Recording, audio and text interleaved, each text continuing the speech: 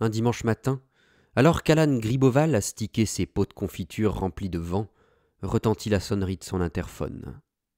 Pour une oreille de vocaliste, ce son hybride, mélange de perceuse, de cornemuse et de chou de Bruxelles explosant sur un mur à pleine vitesse, était un supplice. Il se hâta de décrocher, écouta quelques secondes et pressa le bouton d'ouverture des portes de l'immeuble. Quelques minutes plus tard, 2 femmes entraient dans son appartement. Alan, malgré les circonstances, ne put s'empêcher d'admirer le duo. La première était sèche, petite et sévère, portant noir et gris.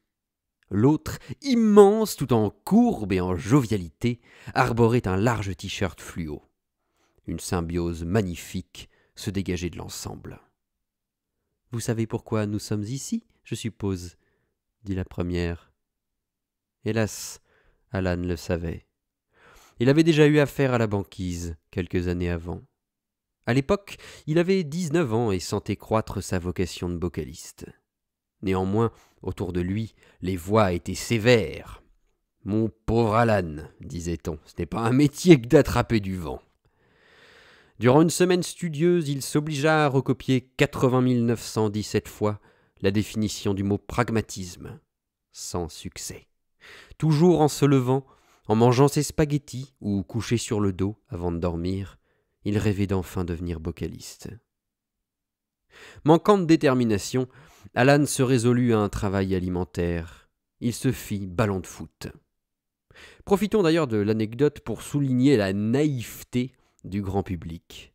Penser qu'un objet inanimé constitué de cuir et d'une vessie en caoutchouc puisse bouger comme les ballons bougent est puéril.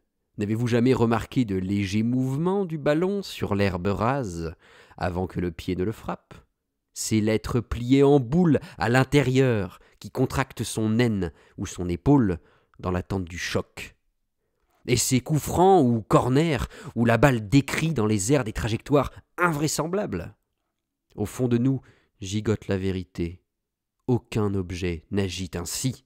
Aucun pied au monde, fût-il garni de crampons ou manié par un milliardaire, n'est capable de telles prouesses. Ce sont les êtres humains, formés à la contorsion et glissés à l'intérieur, qui dirigent le ballon. Alan Griboval exerça ce pénible métier pendant 8 mois. Suite à quoi, le corps plein de bleu, l'esprit vaincu, il se mit au chômage. Et lorsque le chômage cessa de tomber, il avait reçu une première visite de la banquise. « Je sais, oui, » répondit-il en saisissant un pot de confiture et un chiffon doux. « J'ai du retard sur le loyer. »« Précisément, » dit la banquise en sortant quelques documents de son cartable. « Votre propriétaire, Madame Zeralda, nous a contactés à ce sujet. À son âge, Monsieur Griboval, cette brave femme touche une minuscule retraite. Votre loyer lui est indispensable pour vivre. Ressentez-vous de la honte ?» dit-elle d'un air curieux en levant son stylo.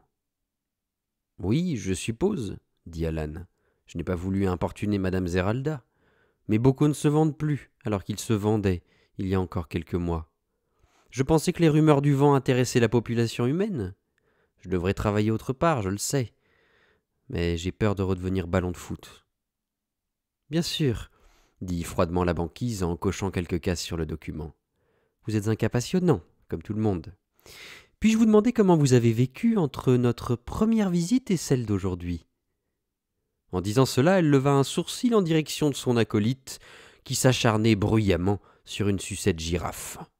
Le monstre comprit et sursauta moins fort. « J'ai existé, » dit Alan calmement. « J'ai peaufiné mon art de vocaliste, compris que certains bocaux retiennent bien les mots du vent, d'autres moins. Les imperfections d'un pot de confiture usagé font merveille. Je ne sais pas si c'est la qualité du verre ou les dépôts de sucre, mais le rendu sonore est clair comme un torrent. Une menuisière, Astrid, m'a fabriqué le meilleur attrape-tout de la planète. Un combattant, Seguir, m'a appris l'économie des gestes et l'attention de l'esprit pour écouter le vent. Une amie, Rose, m'a parlé de cet appartement en hauteur, idéal pour exercer mon métier. « Bien sûr, » dit la banquise en cochant à nouveau quelques cases.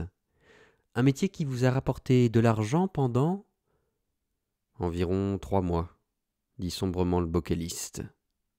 J'en déduis, conclut la petite femme, ses yeux clairs plantés dans ceux d'Alan, que vous avez vécu au crochet des autres, en parasite, le reste du temps.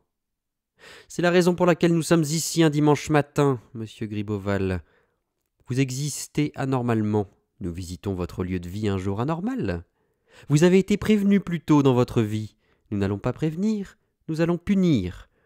Ma collègue, ici présente, et moi-même appliquerons la règle des TTE, 3 tabassages exponentiels. Au premier, elle vous corrigera avec un sac rempli de billets. Au second, un sac rempli de pièces. Au troisième, un sac rempli de lingots.